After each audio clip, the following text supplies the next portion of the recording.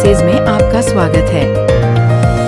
ज्ञान के समंदर में गहरे उतरकर मोती तलाशने की कोशिश।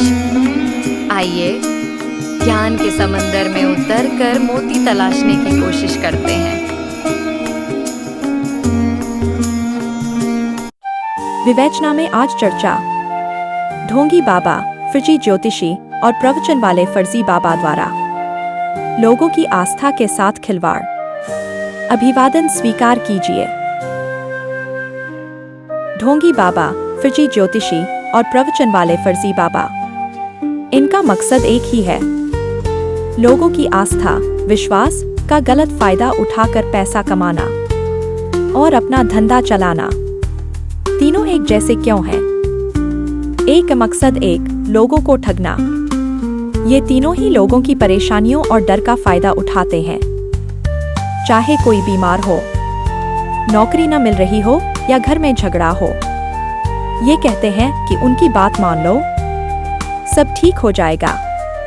असली मकसद होता है लोगों से पैसा ऐंठना। दो, विश्वास का हथियार। ये जानते हैं कि लोग भगवान, धर्म और ज्योतिष पर बहुत विश्वास करते हैं। ढोंगी बाबा कहेंगे चमत्कार दिखाऊंगा, फर्जी ज्योतिषी कहेंगे ग्रह दोष पूजा करवा लो। प्रवचन वाले फर्जी बाबा धर्म की मीठी मीठी बातें करके लोगों को अपनी तरफ खींचते हैं। तीनों ही इसी विश्वास का गलत फायदा उठाते हैं। तीन, डर दिखाते हैं, उम्मीद बेचते हैं। ये पहले लोगों को डराते हैं, तुम्हारे ऊपर बुरी नजर है, शनि भारी है, तुम्हें श्राप लगा है। फिर कहते हैं चिंता मत करो, मैं हूं ना, मेरी पूजा आशीर्वाद उपाय से सब ठीक हो जाएगा। ये असल में लोगों को झूठी उम्मीदें बेचते हैं। 4, पैसे कमाने का तरीका।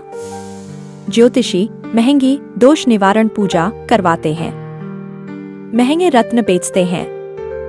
ढोंगी बाबा चमत्कारी इलाज, भभूत या सेवा के नाम पर लाखों रुपए वसूलते हैं।